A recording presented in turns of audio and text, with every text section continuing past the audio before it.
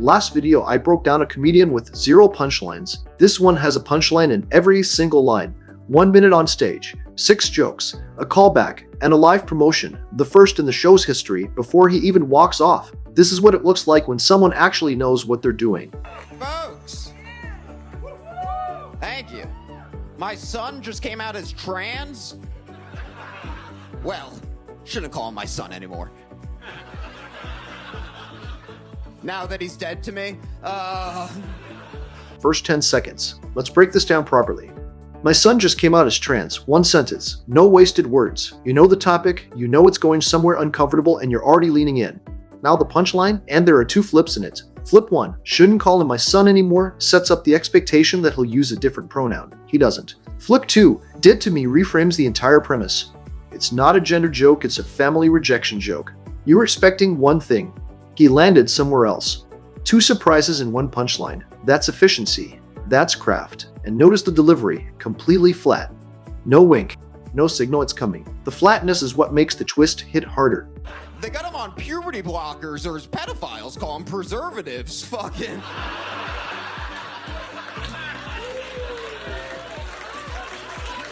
This is one of the best joke structures in comedy. The rename, take a real thing, give it a name it doesn't have. Make the new name reveal something the original name was hiding. Puberty blockers, clinical, neutral brackers, clinical, neutralgratic, preservatives, as called by pedophiles. Here's what that one word does. It reframes the subject in the most disturbing possible context. It assigns a specific user, which carries its own internal logic. And it does all of that in one word. One word, that is precision. And remember this word. He's coming back to it.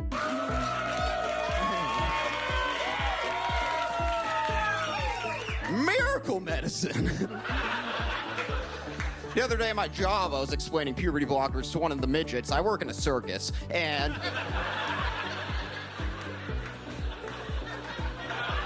he goes, "There's people choosing to do this." Fucking calm down, Tyrion, you bigot.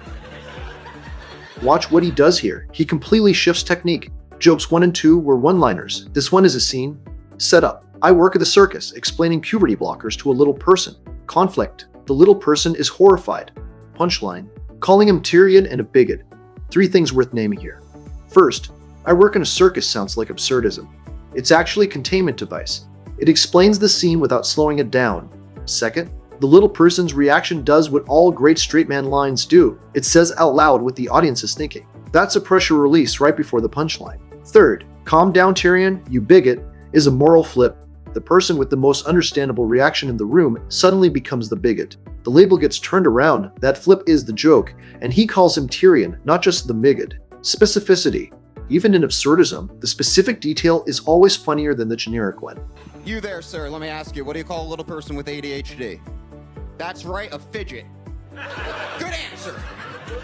This joke is here for a reason.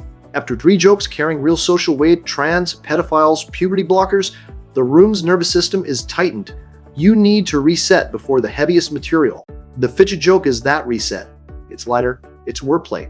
Fidget works on 2 levels, fidget spinner plus ADHD, and midget with an F. Both meanings land simultaneously. It gives the audience permission to laugh freely again. That's not an accident. That's set construction. He knew what was coming next, so he gave them a breath first. Speaking of little people, I want to switch topics to school shootings. The ultimate puberty blocker, and... Stop right here.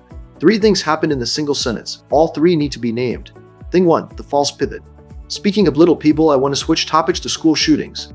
The whiplash of that connection as the first laugh, before the actual joke even lands. Thing 2, the callback.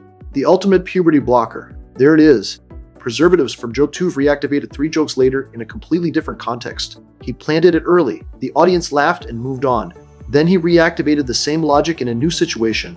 The audience has to connect it themselves. And that moment of connection produces a second, bigger laugh than the first one did.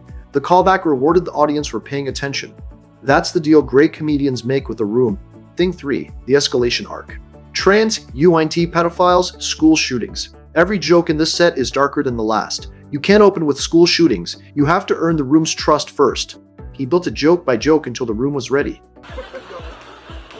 You know, these shootings are often done by the same race. I'm looking at you, honkies. White kids need to learn from their black classmates and save the shootings for after school.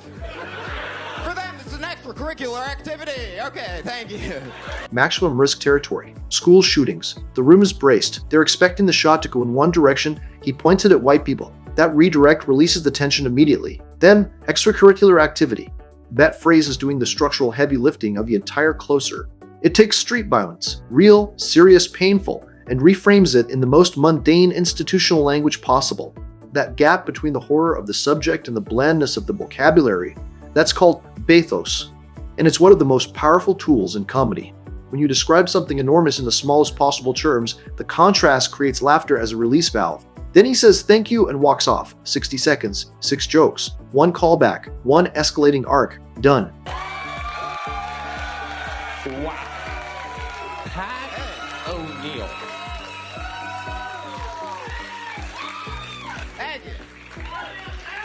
Every fucking line was a punchline, bro. That's how stand-up should be. That's very good. Jokes. Yes, jokes, man. No waste fucking opportunity to get a laugh out of these people, bro. You respected their time. That got me fired up, dude. That was fucking sick. Above and beyond. The host just gave you the entire lesson in one sentence. Every line was a punchline, no wasted opportunity. You respected their time. That's not praise, that's a definition. Amateur comedians think stand-up is premise, premise, premise. Punchline. Professional comedians know every sentence is either earning a laugh or earning the next laugh. Dead sentences are a disrespect to the room. Pat had 0 dead sentences in 60 seconds. Line 1, dead to me. Punchline. Line 2, preservatives. Punchline. Line 2, preservatives. Punchline 3, calm down Tyrion, you bigot. Punchline. Line 4, fidget. Punchline. Line 5, ultimate puberty blocker. Callback punchline. Line 6, extracurricular activity. Punchline. 6 lines, 6 punchlines, 1 callback. That is a perfect minute of stand-up. Per week, if you had to guess or so, or per month, how many new minutes that you like do you think you're writing? I do like 15 new jokes a week and then like 3 or 4. Okay, you know what I'm going to do, Pat, right now is something that... 15 new jokes a week. Let that land. Not 15 topics, not 15 premises. 15 completed jokes. Per week. 2 a day, every day. Here's why that number matters. In comedy, volume creates the conditions for quality. When you write 15 jokes a week, maybe 12 are bad. 2 are decent. 1 is preservatives. But you only get that one if you wrote all 15. The comedians who write 1 joke a week and wonder why it's never great are not doing the volume that makes greatness possible. Pat is 30 years old writing 15 jokes a week. That is why the host did what he did next.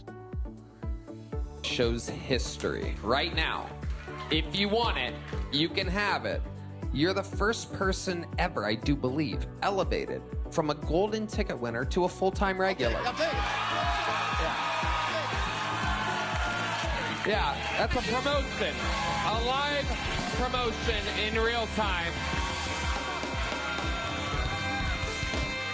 Yeah. First time in the show's history. And it happened because of one thing.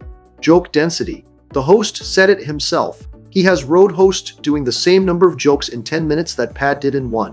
When you compress that much craft into that little time, you don't just impress, you make a statement. You tell the room, I have more, way more. And I can do this every single week. Pat has 40 minutes of material, 15 new jokes a week, 30 years old. The trajectory was impossible to ignore. You don't wait on talent like that, you lock it in. Now I'm curious, which line hit hardest for you? Preservatives, the fidget, the callback, or extracurricular activity? Tell me in the comments, and compare this to last week's breakdown. The comedian with 0 punchlines, same show. 2 completely different comedians. The contrast will teach you more than either video alone. Before I go, 2 things that move the needle. First, subscribe. Not for me. For the next Pat O'Neill nobody's heard of yet. Every subscribe tells the algorithm this is worth pushing. Second, hit the bell. I post when the breakdown is worth your time. When I do, I watch you first. Subscribe. Bell. Done.